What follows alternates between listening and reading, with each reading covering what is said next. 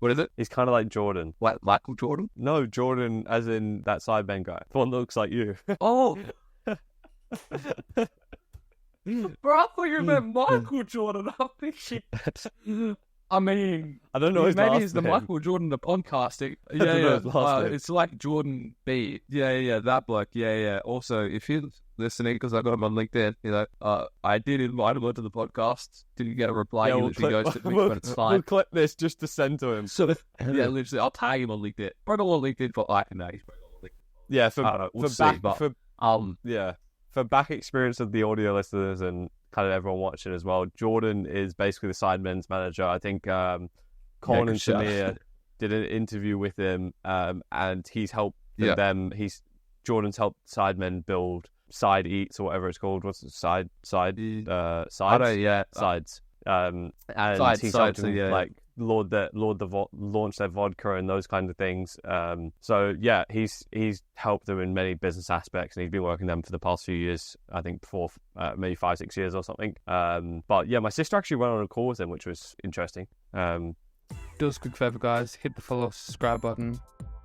Share this with someone who would benefit from it, and help us grow. As the more we grow, the better the episodes will get. Thanks, guys, for helping us, and let's get into the episode. Yes, guys, welcome back to the SCULPTED podcast. Today is another episode with Nick and I. We're going to be just having a little chat about different things in the businesses with Live Free, SCULPTED, and everything we're doing in our lives. So what have you been up to recently, Nick?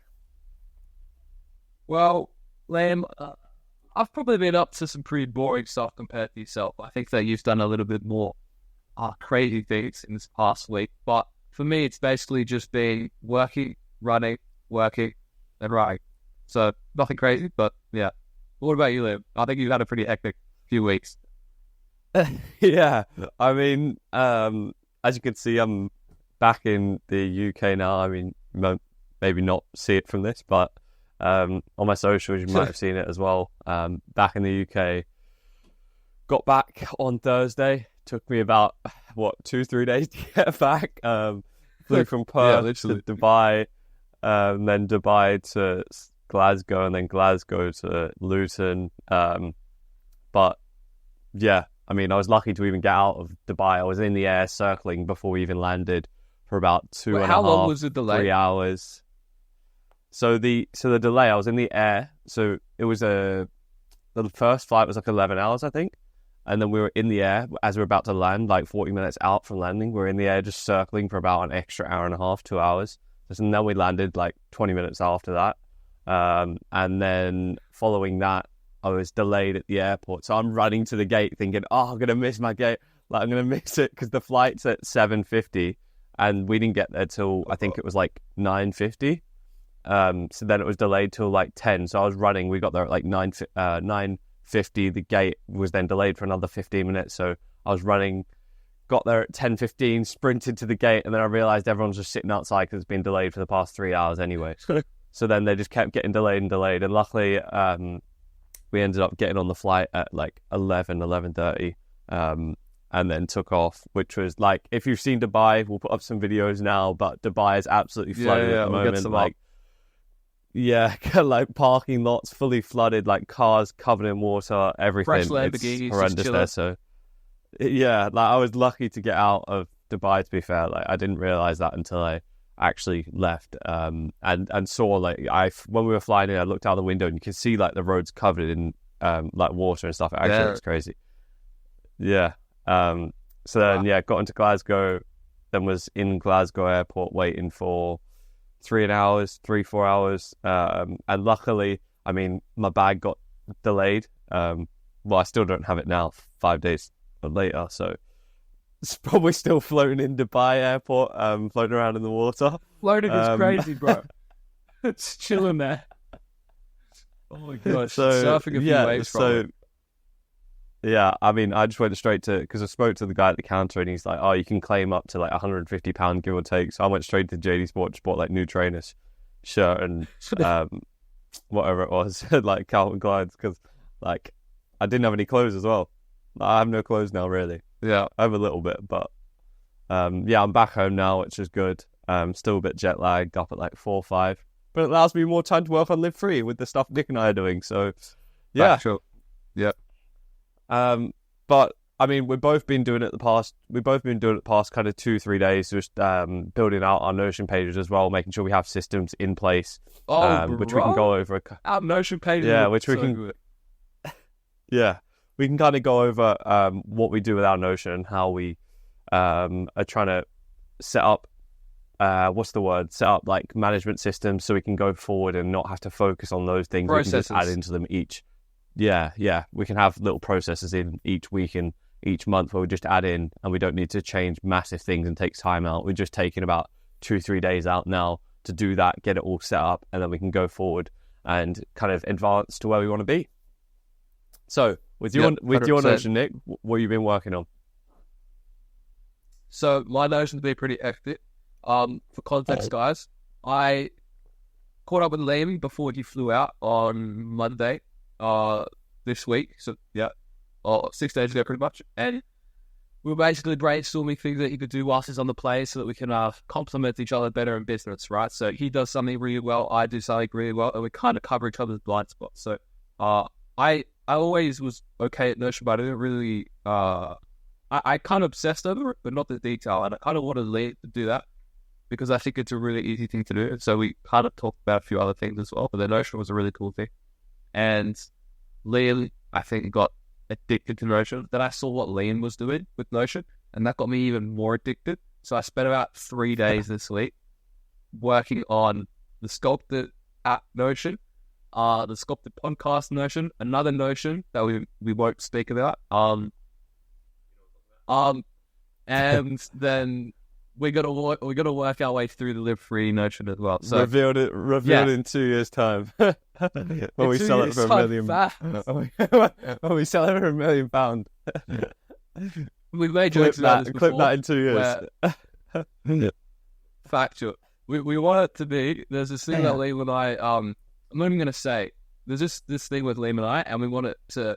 We want to talk about it in the future about what it was, because it would. Yeah.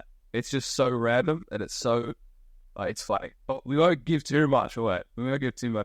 But Lee, what about your Notion? I think that you really took the back hole and ran with it.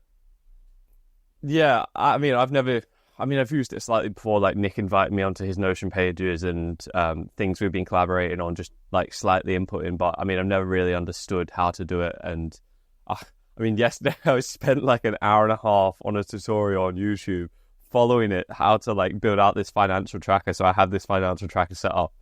Long story short, the financial tracker didn't actually end up working because the code was wrong in the YouTube video. So I stuffed up the whole hour and a half. So I wasted an hour and a half of my time. Wait, so it's still not working? No, I managed to just create one on my own. It actually looks nice. Do you want me to show you now? Yeah, actually, it's great. Yeah, go on. I haven't inputted anything like stats yet, because I'm going to just do that moving forward instead of just going past all my previous ones. Yeah. Just because that would have been so much more out. You know, like the gallery view where you can click through a photo and it's like a directory. It's really cool. Yeah. You'll see that on this. This looks sick. Just get this up. Sorry for the audio listeners, actually. Maybe I can describe it and give context whilst the watchers on YouTube watch. Yeah, so going into my financial tracker, we have a little left side kind of inspiration from Nick taken here. There we go. Have your new income, your new expenses. So those are little quick buttons you can click into. I'm not going to go down past this wallets because I won't show that, but there's basically wallets of different bank accounts in there.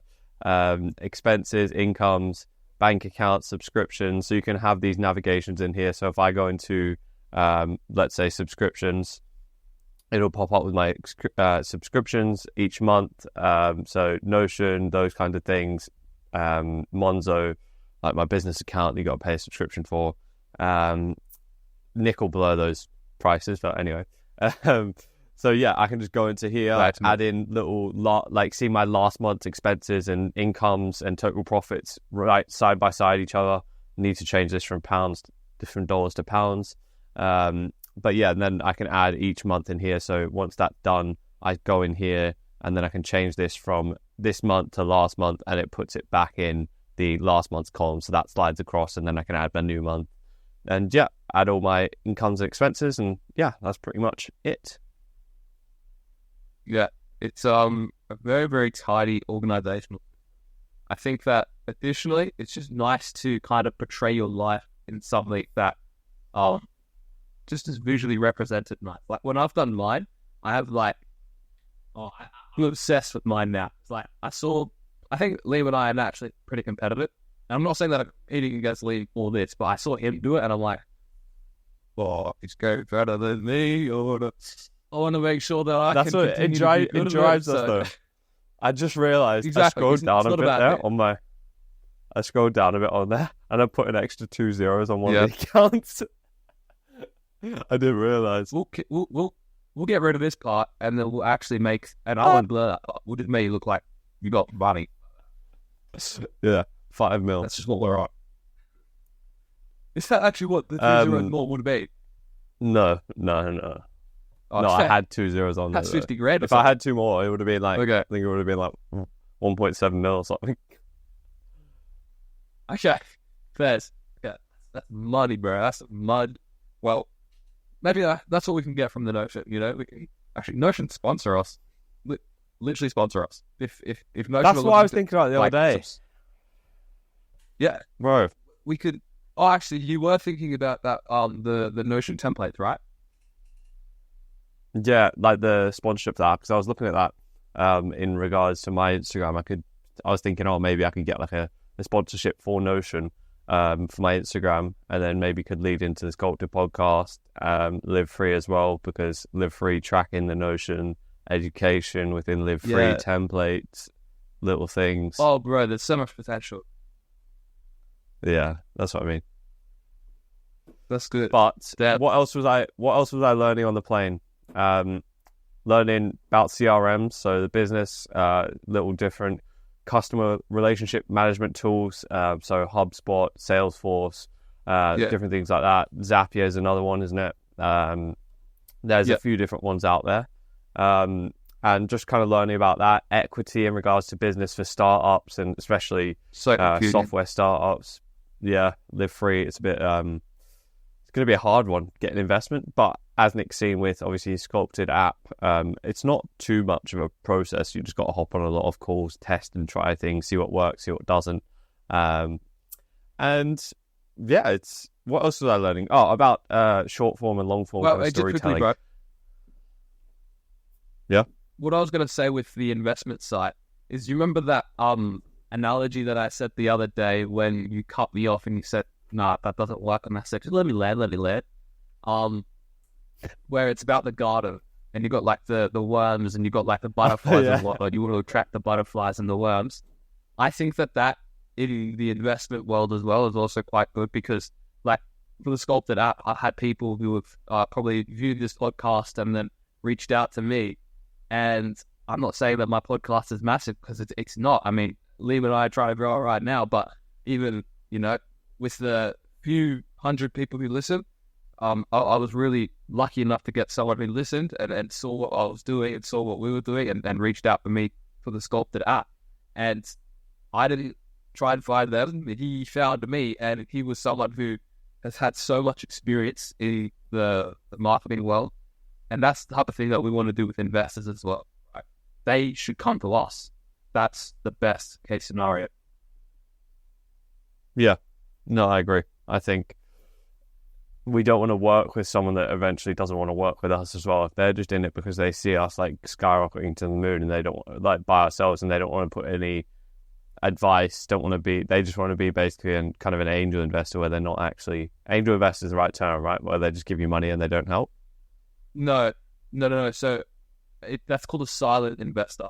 A silent investor is someone who literally, just invests and does nothing. An angel investor could also be a silent investor. But an angel investor typically comes with their own network, people who they try to connect with. A VC is a combination. I mean, typically VCs, I'm pretty sure, are actually funded by angel investors in that case. But yeah, a silent investor. Yeah, I don't think it's investor. I think it's, for us, I mean, I don't think it's too big of a problem because we're going to have people and advisors on our board, like, anyway, on board with us. So they're going to be advising us most of the way because they've been in the space and done it before. Yeah. So I don't think it's too big of a problem, but it would be good to have also the right investors on board where they're giving us advice or seeing what they would like us to do. But we don't want investors on board that are just going to tell us what to do and can try and control the business, because at the end of the day, we've got a vision for it and we know where we want to take it to help millions of people around the world with their education. And it's a long process, but it's a good process. Agreed. And the investor one's always a tricky one as well, because just like when you get into business with anyone, you don't know their true intention. And that's something that I found the difficult way. And that's why me doing it with Lee is also a really good thing, because first of all, I've actually met him in person, where a lot of the time when I do something with someone, I don't meet him in person. And actually, hold up, that's actually still not valid, because one person who I did meet in person and I met on a regular basis still also scammed me of $17,000, which I'm going to make an episode about soon. I'm actually going to make an episode about that, Liam, because now I can speak out freely about it. I just don't care. File a lawsuit, to be honest. Well, I'll explain in the episode why I haven't done that, because if I try and file a lawsuit against him, I'll be basically getting myself in trouble. So, long story, but business is tricky. But I think it's good when the foundation is between two people who can at least trust each other. Liam and I have got that trust, and that's why we're able to literally, Liam, I've got an idea, really, let's build it, do it, done, and we're moving forwards. That's a really good relationship to have. Exactly. I think the two complementary skills, I think we both, I wouldn't say complementary, but I think the skill we both have, and in that sense, is the work ethic and drive to want to get stuff done as well. And yes, we might not have too many other complementary skills in terms of like coding. Nick can code and then I can design or whatever, like, you know what I mean? But we have that in common, and that's what I think is going to push us to far levels. So I think that's the big part of it. But moving on to kind of the next thing I was learning on the plane was about kind of storytelling, long form storytelling, short form storytelling, just taking some notes down on a few different YouTube videos, sent those over to Nick whilst he was getting some work done, because obviously I didn't have Wi-Fi. Well, I did on the first flight going to Australia. I bought it for like $15 and then it just didn't work and never got refunded. So I didn't end up buying it on the way back.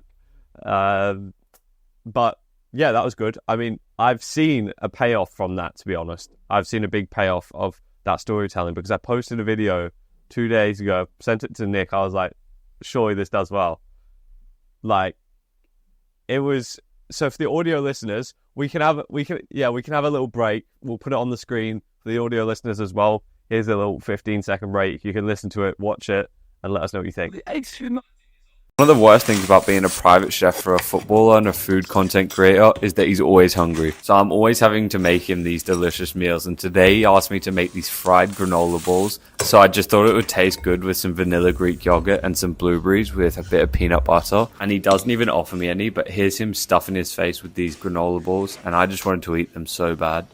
Wait, was it my one? No, it was... No, I want about the food one, my one. Okay. But that video there is a food storytelling video. It's a different type of video. It's one I saw and I got inspiration from this girl, and I thought, okay, like, I need to try something like that, because my food videos, if I'm being honest, they don't do well on my main account, because a lot of my audience is there for like athletes and don't get me wrong, probably a quarter are there for the food and those. Yeah, I just filmed one yesterday. So I think that's my new schedule, is day in the life food videos, day in the life food videos, like probably 2 food videos, then a day in the life. But that video there, you can see it's me saying I'm a private chef cooking for a footballer or an athlete and a content creator, but it's just myself. So it's just kind of a flip on these videos where there's actually private chefs cooking for these millionaires. And there's a guy called Broccoli Rab, I think. I actually love his videos. He's actually a private chef and he cooks for all these different like millionaires in the Hamptons, and his are Yeah, actually I sick. seen that, But yeah. I was just cooking for myself, and that video's actually blew up. It's got about 450, 500k views already on Instagram, which for my food videos is actually quite good. I think the most viewed food video I ever had was like 2 mil, but like recently that's actually a good one. Even bro, my comment even did well. I commented, "This doesn't make sense, bro," and then then someone replied, "It makes plenty of sense," and then another one said, "He is the pro baller and food content creator. Simple." Seemed like it was kind of like pissed off almost. I got 52 likes. That's good for me. 52 likes. Nick's going to play the next video with the storytelling background we actually spoke about as well. He did a little voiceover. I kind of wrote out the script for Live Free, and then Nick changed it up a bit, made it into his own words, so it fitted nicely. It wasn't just a strict kind of storytelling video. It fitted into the video nicely. Yeah. So Nick will play that now, and this is kind of an in-shot into week 3, week 4 of Live Free Diaries. Week 3. And yeah. It was a good one. Also, the same post that we were talking about for this one, you also did really well on TikTok, hey, and you said that my TikTok, that one performed much better than most of your other videos as well.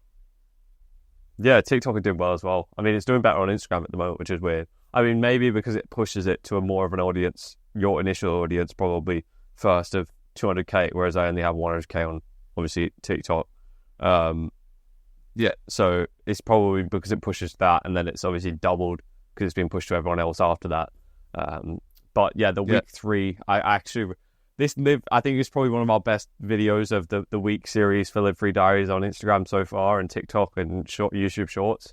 The voiceover I just loved, and then it matched the video as well, so good, and the audio and everything So we'll play that now, and you can kind of have a listen. Yeah. Only 18 and 19 years old, we didn't choose an easy challenge trying to create the world's largest online educational platform. There's so many roadblocks that have come and gone, but guess what? We're still here for the journey, and we're only going to be doing more. We're going to be getting better, and we want to help every single person who uses Live Free get closer and closer to the life that they want through educating them with things they didn't learn at school. Week 3 of the Live Free Diaries. We've been developing the company, and we've been looking at which direction we should go for investment. We think going down the accelerator path or government investment path will be our best bet. We're trying to onboard many different people, from technical people to developers to interns to business people and more. We want to grow the team fast and scale even faster. Make sure you check out week 4 because there's going to be more and more hard decisions, and you'll see that as we grow as a company. So make sure you stay tuned to Live Free Diaries, and we'll see you next week. And additionally, we knew that from the beginning, we just wanted to start as pretty much as raw as possible. We knew that the first videos were going to be bad, and we honestly, it sounds a little bit silly because that's not what we normally do, but we literally just wanted to go and not care too much about the quality because we knew that, okay, we're going to be able to immediately figure out what's right or wrong. We just need to do it. We just need to do it. We just need to put it out. Once it's out, then we'll continue to refine it. And that's literally what you're seeing. We're only 3 weeks in. Well, actually 2. This coming week will be 3. But literally, we just needed to get it out there, and it will just get better and better and better. And that's exactly like the podcast even. Now this setup looks so much better than it originally did.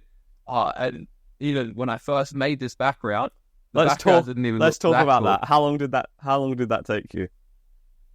Okay, well, there's a funny thing that is evidence of me getting completely so fed up with it. The bottom part where it took about 4 days in total, and I'm talking 4 full days of me literally doing this and that. I'm gonna ruin the facade a little bit, but it's literally wallpaper. And it's literally 3 doors. So I went to Bunnings. Yeah, I went to Bunnings, and I got the wallpaper. And originally I bought wooden blocks literally underneath my leg right now, and I was gonna put it in line so that I can't even show you, but I was gonna put them in line. I'll actually pop up what my original design was. Now I haven't showed you, Liam, but I'll pop it up here, and that's what I was originally going for. It was like a transport board. But did I? Oh yeah, that's right, I did. And in the end, that's nothing what it's like. It's literally just 3 doors standing up at the top. They're just neutral. They're just hanging, basically. And I've never done wallpaper before. So when I was doing the wallpaper, I never even watched a video on how to do wallpaper before. Like, it was literally just, I got the glue for it, and the glue was powder. The glue's powder for wallpaper. You think, what? Thought it's going to be like a paste. So then you have to make the paste, and then I would just slap it and it would go onto the doors. And I was just outside at front of my house, just getting the wallpaper on and off. And then one day, this was like day 3, and I was doing this one here, and it was the last one. Originally, I wanted to do just 2 doors and then one black, but now I've got the black on the side, and I was going through this door here, and bro, it was just pissing me off because I was at the very end, and it was really hot that day, so the glue had already like stuck, and I just kept on seeing more and more bubbles, and I had to like get the bubble out, and bro, I was literally using kitchen utensils to actually get the bubble out. I didn't have any of that like professional stuff, and then I was just going over, or I was just getting splits, putting oomph behind it. So I was just so pissed off, and then I was thinking, damn, it's pretty durable, fair play. And then it just got to the point where I just ripped straight through it, and I was just so angry. I've never got angry like this before. Maybe when I was a kid, but in recent times, Nick, this is showing you what Nick gets angry over wallpaper. To be fair, it was an accumulation of wasting my time on such a stupid thing, and it's right there. It pisses me right off. But that's so random. That was me. With I what? can't lie, that was me yesterday. That's been me. To be fair, it's been me the past 2-3 days. So obviously with the Notion, I mean, we were talking about the Notion earlier. It's been past 2-3 days setting it up, not really doing too much work on other things. Obviously, I've been doing a little bit of work like editing and those kind of things on Live Free and stuff like that. But yeah, I don't know. I hate wasting my time doing stuff like that and you're not working on anything else. But in the long run, it actually does help so much to be able to build out those kinds of things.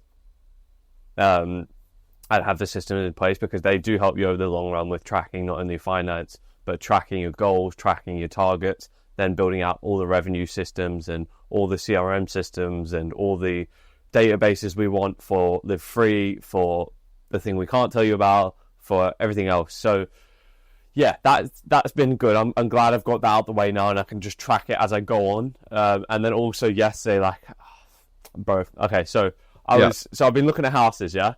I mean, we just got accepted on one between my mum, sister, and I.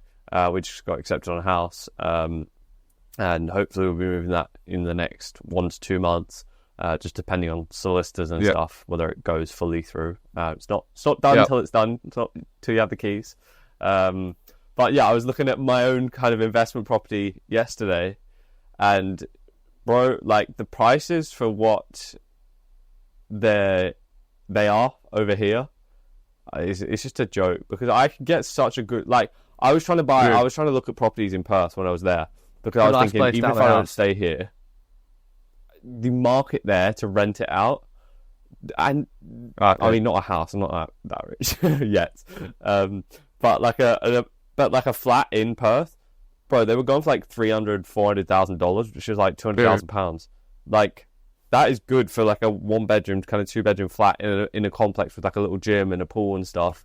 Like the room to rent as well, the market there is crazy. So people rent them out for like $607 a week, which is covering your mortgage, and then you get in like $1,000 on top as well.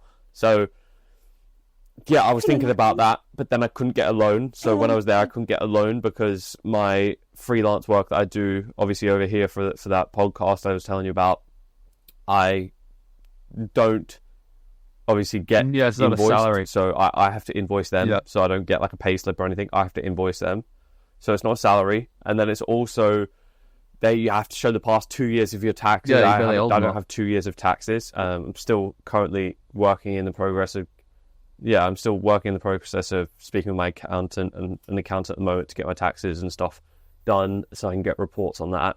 And then, so that was that. And then I couldn't get a mortgage from here, like an overseas loan. So I couldn't do that. because that wouldn't have worked. I spoke to my mortgage advisor that helped us get this one. I couldn't get a overseas loan to buy one in England, Australia, so I thought, right, okay, I can't buy one there, but what about an investment property here whilst I obviously stay at home and I'm still living at home? So I was looking around, looking at some properties. Bro, like, it's crazy what you get over here compared to there, the prices. And then yesterday I went to view like 2, and then I realized, like, I don't know, maybe it's not the right time as well, because it's just the prices, what you're getting, and then also just the upfront investment. You have to have, I think, to buy to let, you have to have 35% deposits, which, I mean, you could just obviously buy it and live in it for like a month and then let it out. So could do it that way. But then also you have all these kind of management fees. So if I was to manage it myself, you wouldn't obviously have the management fees, but you still have, with these like 1-bedroom flats, you have all these service charge fees. So you have basically the people who take care of the outside of the building and like the gardens, those kind of things. If you're buying it in a flat, that is. But even if it's still like a house built into like 4 different flats, you still have those. So they're like 1,500 a year. So that's an extra like £200 each month onto your rent you would be having to charge. Yeah, so that's it. Yeah, that's it. That's an extra rent, about £200 rent you have to charge on your kind of monthly rent. And then with that, obviously, that's the 1,500. And if I was to do it myself, I wouldn't have that. But again, if I was to do it with a management, then you'd have to charge for real estate management fees, which are like 10%.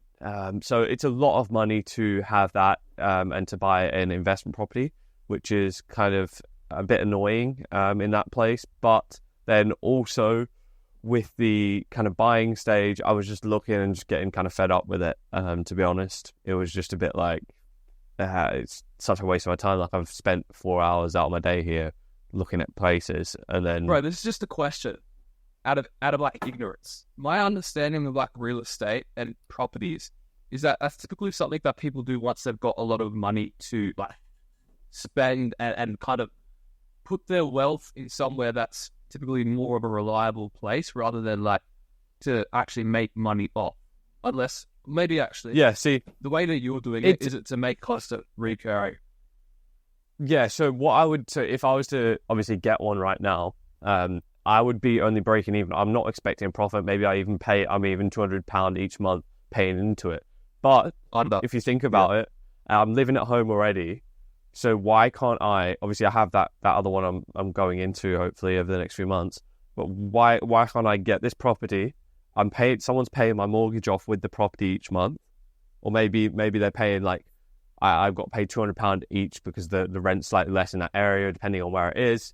But I'm then paying into that slightly. But then once that's 2, 3 years, 4 years down the line, that's paid off. You then have a £200,000, £300,000, £400,000 investment that you have just sitting there. So then That's you can obviously money. it's obviously making money on top of so people are then paying your rent, you're not paying any mortgage. So you have that property, but then you can also use that to then take out equity to get other properties. So you have a £300,000, £400,000 asset there. You can then take out another loan against that instead of having a massive initial deposit to put down against it. Okay. So with that, Right. So you have that there. You can take out another big loan, whether it's a business loan, another house loan you want to buy, or those kinds of things. So that was kind of the route I was looking at, because it's like me paying £200 subscription to something, but I'm actually just getting an asset in the long run. Do you know what I mean? Because someone else is paying my rent instead of me going out. And so yeah, it was just it was a kind of insight for me, because I do have money sitting there. How hard is it to liquidate that though? I mean, I could sell it probably within a few months if I wanted it. Is that what you mean? Okay. Interesting, because that's what I thought is because I thought that was like a difficult thing to do, because I also in my inheritance owning several, I think, properties in Australia, just because of my grandparents, they own them, and that would be my inheritance. So I was thinking that I don't know if that's good or bad. Like, I'm very ignorant when it comes to the real estate or property world. So I was thinking, okay, all well and good, but I don't really know how, one, I'm going to make money off it. 2, is it something that I liquidate immediately, or do I wait because I don't know how difficult or easy it is? I'm really ignorant to all that. Yeah, see, I think in that situation, I mean, I'm not in a place to advise you because I don't have any properties, but I think a good idea maybe would just be to get a kind of property manager.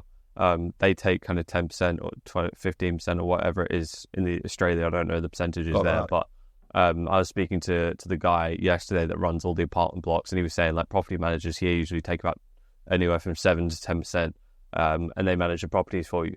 But then you literally don't have to do anything. You probably just have to put up some fees here and there, if an oven breaks or something like that, if you're renting it out. So, Yeah, right. so at the end of the day, if the mortgage is paid off on those properties, then yeah, sick. But it just depends on your situation. If the mortgage isn't paid off and then you're having to find tenants to then pay the rent, help pay off the mortgage, and maybe if it's less than the rent, then you have to pay a mortgage as well, and you're not in the situation to do that, then yeah, it just depends on kind of when they pass away.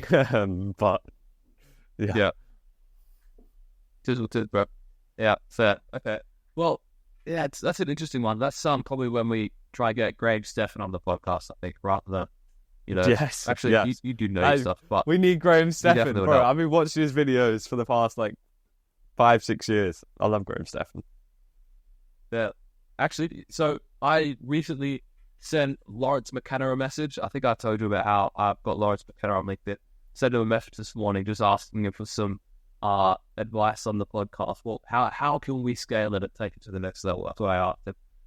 And Lawrence McKenna in charge of I think he's the producer of the Champton Philly show, and I assume quite a few other podcasts as well. Because I remember back in the day, when he was with the True Geordie podcast and all of that. So yeah, I wanted to ask him. I don't actually think I've sold the podcast to the next level. I don't think I've seen Lawrence McKenna before. I know you've mentioned him, I think, but I don't think I've seen him. Maybe I just searched him up. I've just searched him up, but I don't know. Okay. He's got a really good voice. I'll give him that. He's got a great voice. I believe that he does a lot of stuff with the UK YouTubers in terms of like the Sidemen. I think also he did a bit maybe with the Beta Squad members, like obviously Chunks. Okay. And then also he's kind of like your Jordan. It's during my what is it? He's kind of like Jordan. Like Michael Jordan? No, Jordan as in that Sidemen guy. The one that looks like you. Oh! Bro, I thought you meant Michael Jordan. I'm thinking... I mean... I don't know his last name. Maybe it's the Michael Jordan of podcasting. I don't know his last name. It's like Jordan B. That bloke. Yeah. Also, if he's listening, because I got him on LinkedIn, I did invite him onto the podcast. Didn't get a reply. Yeah, we'll clip this just to send to him. So, literally, I'll tag him on LinkedIn. Probably on LinkedIn for like a night. Yeah, for back experience of the audio listeners and kind of everyone watching as well. Jordan is basically the Sidemen's manager. I think Colin and Samir did an interview with him, and he's helped them. Jordan's helped Sidemen build like side eats or whatever it's called. What's it? Sides. And he's helped them launch their vodka and those kind of things. So yeah, he's helped them in many business aspects, and he's been working them for the past few years. I think before maybe 5-6 years or something. But yeah, my sister actually went on a call with him, which was interesting. Seriously? Yeah, they went on a call, and I think she's got. To be fair, she does have some good connections. Like there's a guy called JT Barnett who's a kind of influencer, but he also helps. He's got a company where it connects brands with influencers for brand deals. So he's quite a big kind of social media guy in that aspect, and then obviously the sweat equity guys she knows. Not knows, but like obviously has been in contact with. I mean, so have I, to be fair. Is it Alex? So there's Alex, and then there's Who's the other guy? I forgot his name. Okay, input and audio, AI voice audio. Because I feel bad. I forgot his name now, and I messaged him on Instagram. Basically, he actually works for, player data. No, wait, like the GPS, the football, the thing. GPS vest. Yeah. They're one of his clients for his marketing agency. That's pretty good. Yeah. Also, with the Jordan bloke, I just found him on LinkedIn. So he's got 54,000 followers, so he's definitely got a few. But guess how much he charges to speak with him for 1 hour? That's how long my sister spoke with him for. How much? Okay, well, your sister got basically $1,000 break, so yeah. Oh my. Not bad. $1,000. Does he just have that open on his LinkedIn? Yeah. So if on his LinkedIn open, ready for anyone to get. Yeah. So Jordan, if you want to get on the podcast, how about this? We'll get you on for an hour and we'll do it for free. I've got many questions. I actually made him a brief for the episode with everything that I wanted to ask him as well. And I sent it to him and I was thinking, I actually might get a response here. And maybe with this type of background and this type of setup, I could get a response. So Jordan, yeah, really, if you're listening this time, hello, we're here. I'd love to speak with you. Because literally, so he Jordan, could do the exact same thing. Me being egotistical, I've got more followers than you get on the podcast. Factual. Jordan, you've got nothing to lose by hopping on this thing. Nothing to lose. You've got everything to gain. You can get more followers from Liam. You can get social proof never by see that. being on the Sculpted podcast. Oh, we are begging. We are begging. And that's not going to be the end of the begging for this episode either. Which is, it's not the best look, but wow, what's the next got a background begging? like this. Bro, we got to get 200 subscribers. We'll get that soon. Nah, we'll be alright. I'll do a shout out on my YouTube video when I make one in the next, I don't know when my next YouTube video is coming. Because of my current Your situation. YouTube videos actually we'll do see. slap, to be fair. My sister actually edited the last one. Oh, really? Yeah. Yeah, the morning routine, match day morning routine. Okay. Because I I literally went through and added like on the YouTube page for Sculpted Podcast, I added all of the co-hosts' own channels. So I've got my channel, got the Live Free Diary, it's got Sculpted Highlights, got Professional Diary, then got Valentin Meckenberg as well. So we're all amongst it. Yeah. For reference, guys, Nick loves to use my football photo and profile picture on everything that I hate. Nick loves it, but I hate it. It's haunting me at this point. Yeah, it is. Like, although I am changing it slowly. I am slowly changing it. So if you check out the Sculpted website, you can already see there's a bit of a change, although there still is some It's reference changed. up there as well. Oh, I'd go check that out. Only one has. Oh, There's still one forum wood in there. down the bottom. Hi. Yeah, that's Sculpted site's sick, to be fair. That's how long did that take you to develop out? just a young 2 days. That's not bad, to develop a website like that. Yeah, it was okay. It was a non-code, so that helped. But also, I basically managed it off my Figma files. And I think, honestly, like that app page, I think that's my favorite page. That's probably some of the best work that I've done for a website. Because it just was tidy. It's kind of like Apple's style. Actually, there's a specific style for it. I saw it recently, and this is what we're going to do with Live Free as well. It's called bento boxes. I saw it the other day. Bento rice box. Bro, that's the style. That's literally what it's called. I will pop it up here, but obviously I'll overlay it. But this is it, and it's called the bento box style, and that's what I've done for the looks like I was reporting a problem on Instagram. Not even showing. Anyway, that's what we're gonna do for Live Free, the bento box style for the website. Bro, Instagram need to fix that ASAP as well. Anyone from Instagram listening, you guys need to... No, they need to get onto my Instagram and help me. Because I can't search up in my followers. Oh, yeah, okay, that's true. Not that I'm trying to search up my followers, but I'm unable to search up anyone in my followers because we were trying to reach out to people we had in contact with for different ideas with the business and courses and those kind of things. And I can't see any of my followers. I don't know who follows me, who doesn't. Yeah. I mean, I don't really...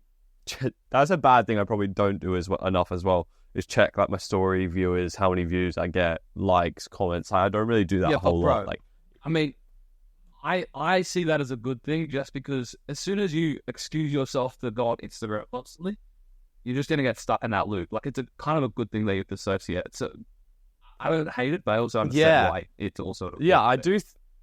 I think in a way, like, I have kind of had that mentality and it's helped me. Where it's not even a mentality. I've just never really cared about it. I've just really, like, even with our food videos, they don't do numbers. They didn't do numbers, but I still post them because I actually just love making them. But, I just never viewed numbers. Even, it's probably going to be cliche and a lot of you guys, I don't know, maybe you won't understand, but as well, when you hit the numbers, I feel like everyone says it about money, but even with the numbers on Instagram, it just doesn't feel like anything. Like, you think a lot of people, it's so cool. It'd be so cool to have like 200,000. Bro, it just like doesn't feel anything. I think, I don't know if I've said it on this podcast. Have I said it on this podcast before? I don't think so. I think the best probably feeling for me, I think, was hitting maybe 10K. Okay. Interesting. Yeah, I don't know. It was like... Well, why is that?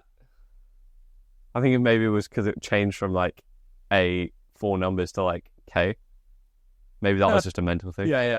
But that's actually a good shout.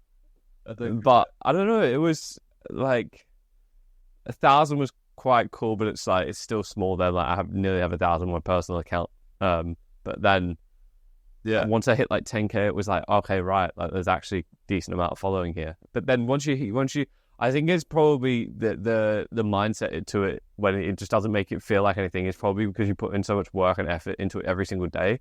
Like, you're kind of not expecting, but it's like, okay, I've actually done the work for this. Maybe it'll be a lot different and a lot more different if you made like 5 videos and had those 5 videos go absolutely viral and you got 5 million followers out of it. Yeah. Because I've seen a girl on Instagram. I was about to cuss someone out. Yeah, I've seen a girl on Instagram. She's got, I started watching her in February. She has like, I think it's 1.6 million followers right now. That in like 2-3 months from cooking videos. That's 2 months. But, bro, honestly, I started following her around 100K, and honestly, she's grown so quickly. And I now know how to make my food videos as well. Go fairly viral. I have a few different techniques I want to try. So actually, I'll just give some open, honest, of what I want to try, because then it's going to remind me of different things as well. So first style is going to be obviously the knife flick. We spoke about that, the knife flick. Some of those videos do actually quite well. It's just a little visual hook at the start, hooks people in. I can't do it on TikTok, so I'm going to have to re-edit it for TikTok, because that's going to get me banned, because I've already had community guidelines on 3 different videos because of that knife flick. Then the next hook is going to be obviously the private chef one. That's the next video style. And then there's one more which is kind of a mix of them. But yeah, we'll see how the food videos go over the next few months, really. Yeah, I think the free videos are going to grow as well. Oh yeah, facts, the free videos are going to grow. Like, one thing that I think you saw in a lot of people who got a lot of success quickly was like kind of like the challenges. I think it helped you as well when you were growing. Correct me if I'm wrong, but like those types of challenges kind of get a community behind it. Like, so Heel, obviously what he's doing with the football club. Like, I don't really go on Instagram that much, but I still even see it on LinkedIn, and he does really well on LinkedIn. So I think those types of videos are Yeah. really cool There's a for people to there's see. a guy at the moment. Do you know Soho House? No, I don't. Basically, Soho House is basically a private members club for like artistic, creative people. They have ones in UK. So if you buy a membership, you can buy a membership to them all. And there's like houses in UK, Denmark, California, Miami, like all around the world, Singapore. Like, so Stephen has a membership. My sister has a membership, and because like you have to get accepted, Wait, you have to is it apply like and get Soho? accepted. Yeah, Soho House. Like Soho is in like UK, so like the place in London. No, so it is called Soho House. Like, there's one in Soho in London, and then one in Soho, I think, in New York as well. But there's also ones that are like different areas of London as well. Like Westfield's in where is that? I don't know. But yeah, there is loads in different areas. Like, I went to the one in Copenhagen. That was actually quite nice. But Yeah, there's this guy building this private members club on Instagram. And he's building it for like people still trying to create their businesses and those aspects. And he's doing like day 0 to 365 days of building my private members club. And I think that's actually a really, really interesting topic, because this private members club, they've got a lot of slack, Soho House, because they've only accepted a certain amount of people. And that business model is flawed, though. That's the problem. That's the problem with their business model. I was saying to my sister, because they accepted so many people at the start. Now they're not accepting memberships anymore. So once you stop accepting memberships to a members club, you then only can increase profit and increase revenue, because their way of increasing revenue at that point was increasing members.